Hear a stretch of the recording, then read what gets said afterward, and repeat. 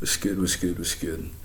I was working yesterday, and as I'm gathering together all these people's chestnuts and leaves and just the debris that builds up as we get into fall, I'm thinking about a few videos I've seen today about the Woman King movie, and this age-old kind of like argument, this like deflationary tactic that's constantly used to kind of like summarize the African slave trade as basically black people sold black people into slavery.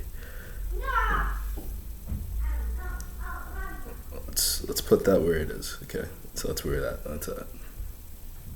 What I was thinking about though, if I give you something, if I give you a bag, if I give you a phone, if I give you anything, you know, I gave that to you. What you then do with that and how you then treat it is entirely still upon you. It doesn't matter where these people come from. It doesn't matter where you receive the gift from. If you get a Gucci bag and you put molten milk balls and cheesy puffs in it, that's you. Yeah, you can bring up the Arabic slave trade.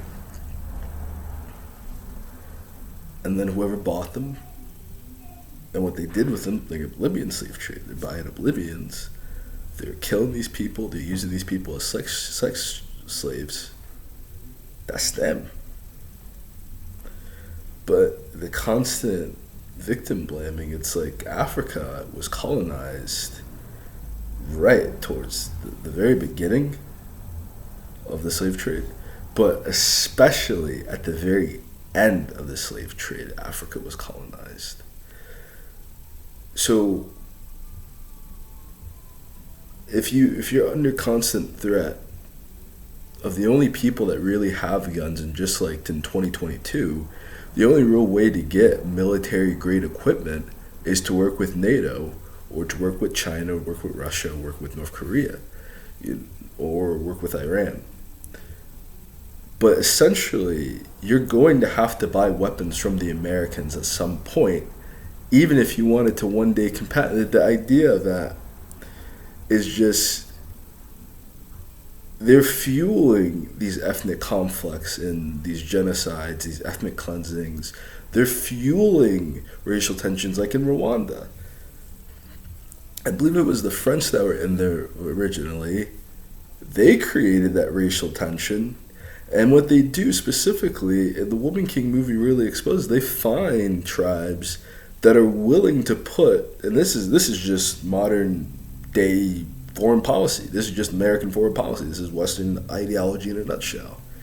They find these tribes, they find these remote people who will put the interests of Europe in this one day of being seen as equal to Europeans above any of the people that are actually around them. In the internet age, this is even more exasperated and even more exacerbated, because it's you really are just in cyberspace. Some people don't even leave their houses anymore. When I'm walking around and I'm working outside, like may not even see people outside. I'll see people driving to go from inside to inside, but they're never really outside. They're never really in nature. So it's hard to confirm a lot of these things that people say, because it used to be you were separated from each other for miles and miles. You were separated from each other by segregation in different towns, of not really knowing what the other side is like. So a lot of these lies, a lot of these conspiracies, a lot of these like ideologies really get a pass because of isolationism. But in a hyper-globalized age, in a hyper-connected age, you can combat that locality with cyberspace. All I'm really going to say to end this on is that the Matrix is actually the internet. The Matrix is Satan's kingdom, yes, absolutely. But the internet is the Matrix. Thank you.